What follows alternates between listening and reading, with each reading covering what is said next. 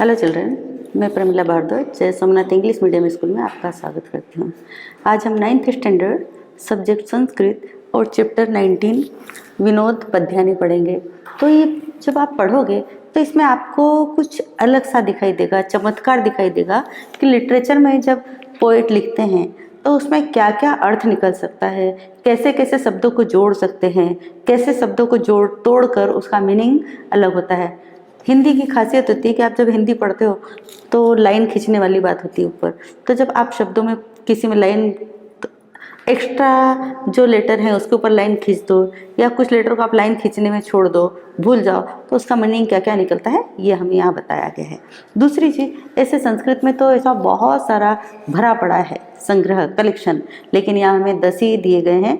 अब यहाँ जो खास चीज़ बताई गई है संधि यानी जोड़ना, लेटर को जोड़ दिया जाए, वर्ड्स को जोड़ दिया जाए तो उसका मीनिंग क्या निकलता है, तोड़ दिया जाए तो उसका मीनिंग क्या निकलता है, समास या शब्दों के अलग अलग मीनिंग, बहुत सारे मीनिंग निकलते हैं एक एक शब्दों के। जैसे कि एक चीज़ मैं बताती हूँ आपको, और शब्दों का मीनिंग भी अलग अलग निकलेगा और हमें इस लिटरेचर में मज़ा भी आती है पोएम के द्वारा। तो यहाँ पहले जो 5 श्लोक हैं, तो वो पहले जो 5 श्लोक है उसमें तो आपको कुछ अलग अलग नया चमत्कार तो दिखाई देगा, और बाद के जो 5 है उसमें आपको कुछ पहले जैसा दिखाई देगा। तो मैं एक श्लोक आपको सुनाती हूँ हिंदी के। कनक कनक ते 100 गुनी, मादकता अधिकाय, या खाए बोराए या पाए बोराए। यानी कनक, एक कनक का मतलब होता है सोना गोल्ड, और दूसरे कनक का मतलब होता है धतूरा। तो धतूरा जो होता है जंगली प्लांट होता है, ये हमारे शिवरात्रि आता है ना, तो वो धतूरे का गोल गोल बॉल जैसा होता है कांटे वाला, उसको महादेव जी को चढ़ाते हैं। तो अगर उस धतूरे को तोड़ा जाए, पेड़ को तोड़ा जाए, तो उसका एक ड्रॉप, छोटा सा ड्रॉप भी अगर आंखों में पड़ जाए ना तो दिखना बंद हो जाता है। और वो अगर हम किसी कारणवश अगर बीज अगर हमारे पेट में चला जाए तो जहर हो जाता है, या अगर कम मात्रा में जाए तो इंसान पागल हो जाता है। तो दोनों की कवि ने का तुलना करते हुए कहा है कि दोनों जो, एक कनक है सोना और दूसरा कनक है धतूरा, तो एक सोना जब किसी को मिल जाता है तो ज़्यादा सोने के कारण, ज़्यादा पैसे हो जाने के कारण वो पागल हो जाता है, यानी मदमस्त हो जाता है, अपने नशे में धूत रहता है, किसी को इंसान नहीं समझता है। वो ऐसा बोलते हैं ज़्यादा पैसा वाला हो गया है तो पागल हो गया, इसको किसी का इज्जत का ख्याल नहीं है, सम्मान का ख्याल नहीं है, किसी का सम्मान नहीं कर सकता है। और दूसरा जो है कनक यानी कि धतूरा, अगर वो वैसे पेट में चला जाएगा तो इंसान वैसे ही पागल हो जाएगा। तो कनक कनक ते 100 गुनी, मादकता अधिकाय। अगर 100 गुना हमें सोना मिल जाए तो हम उसके नशे में, पैसे के नशे में पागल हो जाएंगे और मदहोश हो जाएंगे। दूसरा, या खाए बोरा है या पाए बोरा है। एक सोना जो हमें मिल गया इसलिए पागल हो गए, और दूसरा सोना यानी जो धतूरा है, कनक है, वो हमने खा लिया इसलिए पागल हो गए। तो दोनों बात एक ही है, कनक है, लेकिन मीनिंग अलग अलग है। तो यहाँ भी कुछ ऐसा आपको पढ़ने को मिलेगा और सुनने को मिलेगा और लिटरेचर में मजा आएगी। तो पहले श्लोक है, कम संजघान कृष्ण हो। कम यानी किसको, समझाने ने मारना, कृष्ण ने किसको मारा। यह है का शीतल वाहिनी गंगा, जो शीतल पानी को, ठंडे पानी को बहाने वाली गंगा है, कहाँ है। के दार पोषण रत, दार यानी पत्नी या परिवार, तो कौन है ऐसा जो अपने परिवार को पालने में लगा हुआ है। कम बलवन बंतम न बाधते शीतम, कौन ऐसा पावरफुल है जिसको ठंडी परेशान नहीं करती है।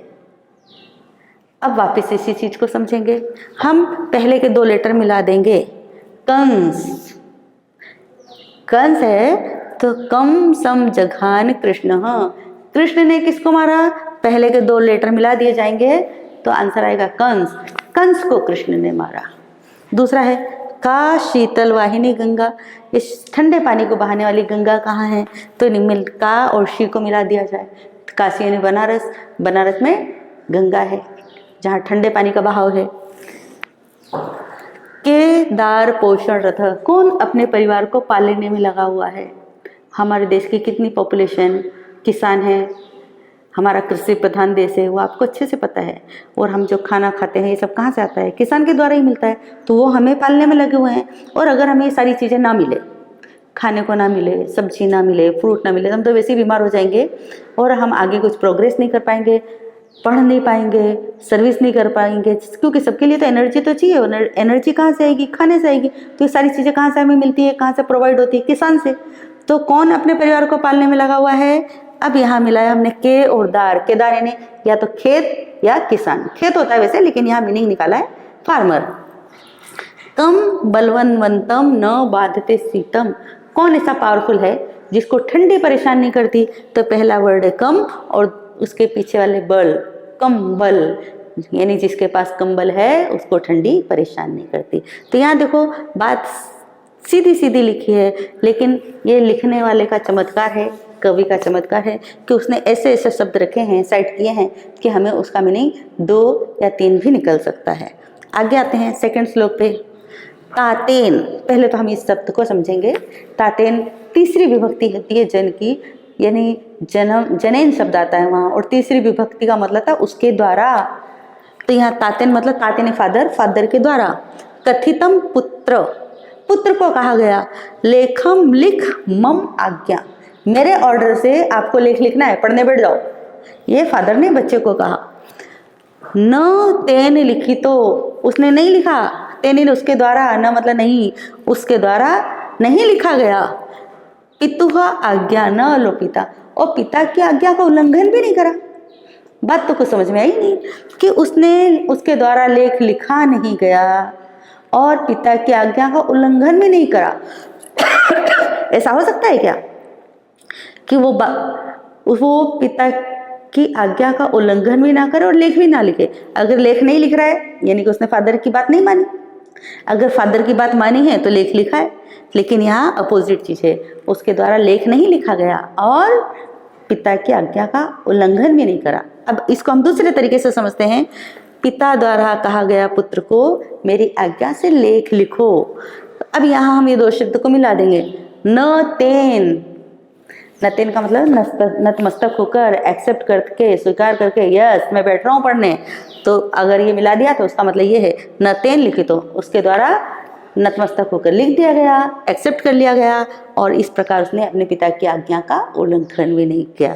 तो यहाँ ये शब्द जो हैं उन्होंने अलग अलग लाइन खींची थी, और जब हमने इन्हें मिला दिया तो यहाँ एक चमत्कार होता है, यानी कि हमें उसके मीनिंग अलग अलग समझने को मिलते हैं। दूसरे में आते हैं, 3rd नंबर के श्लोक पे आते हैं। सीमंत निशु का शांता, सौभाग्यशाली स्त्रियों में कौन शांत है?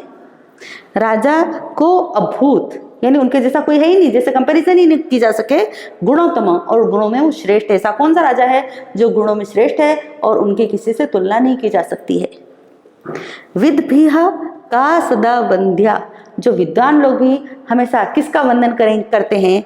च ऐत्र मुक्तम न बुद्धते, ऐसा कहा जाता है, लेकिन इसका एहसास नहीं होता है। अब दूसरा मीनिंग सीमांत निशु। अब इसमें यही क्वेश्चन है और इसी में आंसर है। सीमंत निशु का शांता, सौभाग्यशाली स्त्री में कौन शांत है? तो यहाँ पहला लेटर सी और इसका लास्ट लेटर है ता, ये दोनों को मिला दिया सीता। तो सौभाग्यशाली स्त्रियों में कौन शांत है? सीता।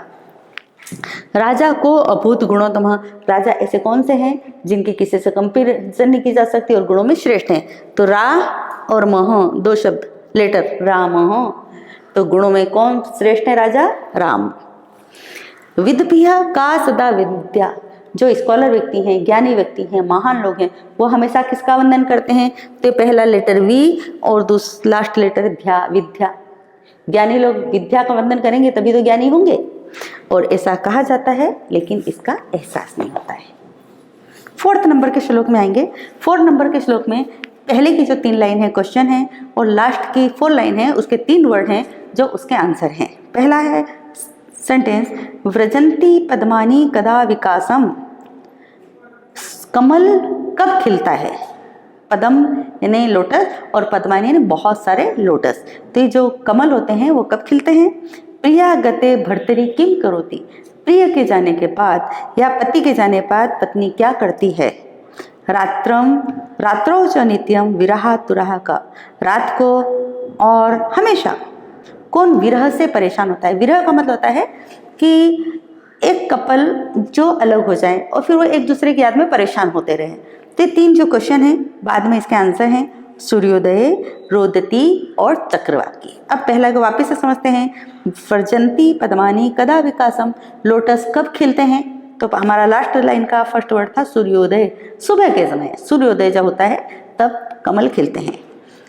सेकंड सेंटेंस है प्रिया गते भर्तरी किम करोति, प्रिया के जाने के बाद पत्नी क्या करती है? रोती है। देखो कितने सारे लोग होते हैं, अभी कोरोना में भी कितने सारे लोग खत्म हो गए, बॉर्डर पर कितने हमारे जवान शहीद हो जाते हैं, तो उनकी पत्नी होती है, बच्चे होते हैं, बाद के उनके जाने के बाद उनके बच्चों की लाइफ कितनी दुखदायी होती है, कितनी तकलीफ वाली बात होती है, ये तो वही समझ सकते हैं। हम तो खाली सोच सकते हैं, भुगतना तो उनको ही है, कितनी परेशानी उनको होती होगी। शायद बच्चे बीमार भी पड़ते हों और गांव में रहते हैं तो कई किलोमीटर दूर बच्चों को हॉस्पिटल ले जाना पड़ता हो, स्कूल ले जाना है, बच्चों को बहुत सारी चीज़ें चाहिए, कपड़े चाहिए, तो अकेली पत्नी अब इन सारी चीज़ों की व्यवस्था करेगी तो उसको बहुत तकलीफ होती है। तो पति के जाने के बाद पत्नी क्या करती है? लास्ट लाइन का सेकेंड वर्ड है रोती है। थर्ड लाइन है रात्रम च नित्यम विरहातुरक, रात को और हमेशा विरह से परेशान कौन रहता है? तो एक वर्ड है चक्रवाकी, वो इसका आंसर है।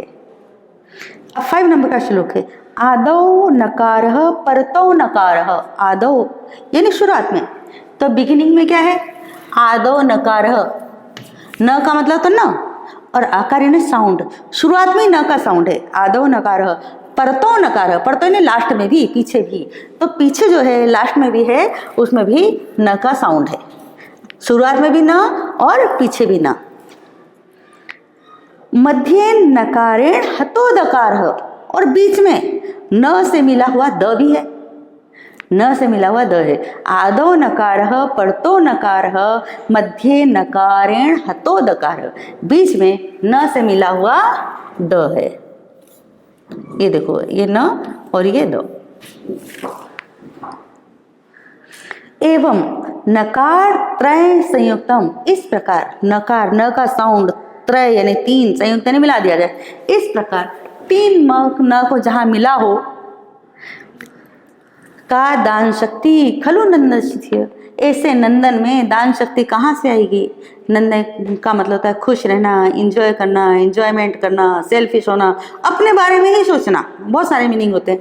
तो अगर 3 बार न की बात आती, नहीं नहीं नहीं, अगर आपको मम्मी काम बोल दे कि बेटा ये काम कर लो, तो एक बार आपने मना करा, ना नहीं मैं तो नहीं करूँगा, दूसरी बार भी मना करा, तीसरी बार भी मना करा, तो चौथी बार मम्मी खुद ही कर लेगी और आप पर गुस्सा भी होगी बराबर का, और आपसे कराएगी भी नहीं। अगर आप हाँ बोलोगे ना तो भी कराने वाली नहीं है। तो ऐसी स्थिति में जहाँ 3 बार न आ जाए, वहाँ दान शक्ति कैसे हो सकती? यानी जो व्यक्ति सिर्फ अपने लिए ही सोचता है, भले वो कितना ही संपन्न हो, कितनी बड़ी फैक्ट्रीज हो उसके पास, बंगला हो, कार हो, जो भी हो, लेकिन सिर्फ अपने ही लिए सोचता है, अपनी खुशी के लिए बारे में सोचता है, अपनी प्रोग्रेस के बारे में सोचता है। अगर कोई आसपास कोई गरीब है, जरूरतमंद है, उसकी मदद के लिए मदद नहीं कर सकता है, उनकी हेल्प नहीं कर सकता है, तो ऐसे नंदन में दान की शक्ति कहाँ से आएगी? जो अपने बारे में ही सोचता है वो किसी की हेल्प नहीं कर सकता है। तो देखो शुरुआत में न का साउंड, लास्ट में न का साउंड, बीच में ऐसा न जिसमें द मिला हुआ, तो जहाँ 3 न मिल गए हों ऐसे नंदन में दान शक्ति कभी हो ही नहीं सकती। आगे देखते हैं 6 नंबर का श्लोक है, वहाँ है एकोनविंशतिः, एकोनविंशति है यानी 20 में से 1 कम, इसके भी 2-3 मीनिंग है।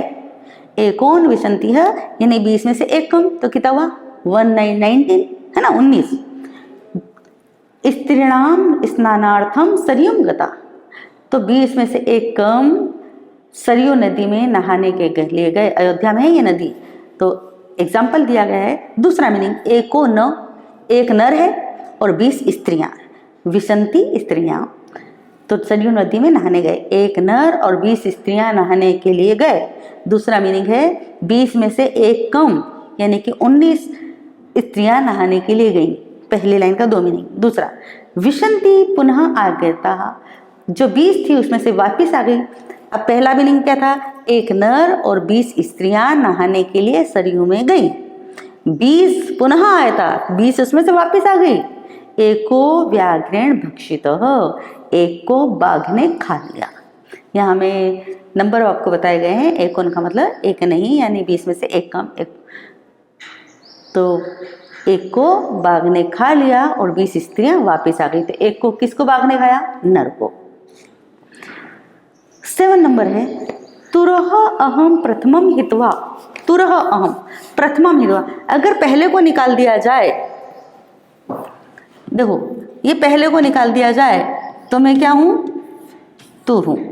पहले को निकाल दिया जाए तो मैं तुर हूं।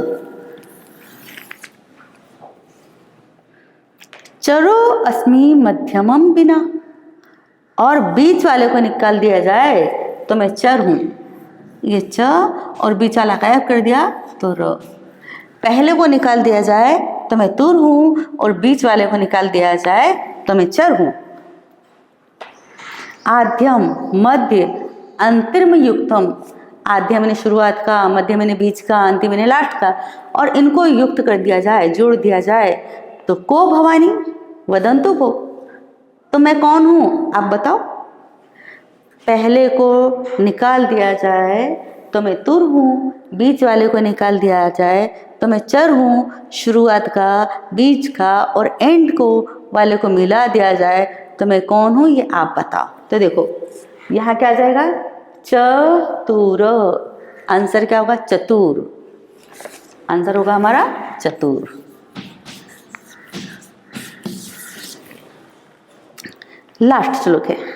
अब लास्ट श्लोक में आपको कंपाउंड समझाया गया है कि कंपाउंड ऐसे भी हो सकते हैं जैसे कि बहुव्रीहि समास हमारा होता है, षष्ठी तत्पुरुष समास होता है। तो तत्पुरुष जो समास होते हैं तो विभक्ति से बनते हैं। विभक्ति में एक वर्ड को 21 बार लिखा जाता है और 21 टाइप में लिखा जाता है। वो जब हम लिखेंगे तो पता चल जाएगा कि बीच में कुछ शब्द तो ऐसे हैं जो एक जैसे मिलते जुलते हैं, लेकिन हमें लिखना तो 21 बार ही है। तो वो जो पहली विभक्ति होती है उसका मीनिंग होता है ने, दूसरी का मतलब होता है को, तीसरी का मतलब होता है से, चौथी का मतलब होता है के लिए, पांचवी का मतलब होता है से यानी फ्रॉम, छठी का मतलब होता है का, की, के यानी कि ऑफ, और सातवीं विभक्ति का मतलब होता है में या पर। तो यहाँ षष्ठी तत्पुरुष समास बताया है यानी राजा का या लोगों का। एक शब्द लिया गया है लोकनाथ। अब उसमें दो तत्पुरुष, दो कंपाउंड पद निकाले हैं, दो समास निकाले हैं। लोकनाथ यानी लोगों का नाथ, यानी वो राजा जो लोगों का नाथ है, और लोकनाथ दूसरा मीनिंग है, वहाँ बहुव्रीहि समास निकाला है, और वो इसलिए कि लोग उसके नाथ हैं। लोग नाथ हैं जिसके, यानी डायरेक्ट नहीं इनडायरेक्ट कहा जाता है। लोग किसके नाथ होते हैं ये तो मैं श्लोक के बाद ही समझाती हूँ आपको, ठीक है। पहला अहम न तुम अहम च तुम, मैं और तुम। राजेंद्र हे राजा, मैं और तुम। लोकनाथ वो भावपि, हे राजा, एक भिखारी बोल रहा है, हे राजा मैं और तुम, हम दोनों ही क्या हैं? लोकनाथ हैं।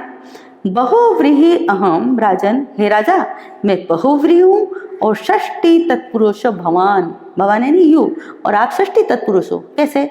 देखो राजा जो है, अब हमारे पास मेडिकल की सुविधाएं हैं, यानी हॉस्पिटल हैं बड़े बड़े, तो किसके थ्रू मिलते हैं? हमें गवर्नमेंट के थ्रू मिलते हैं। पानी की सुविधाएं हैं, किसके थ्रू? गवर्नमेंट के थ्रू। लाइट की सुविधाएं हैं, किसके?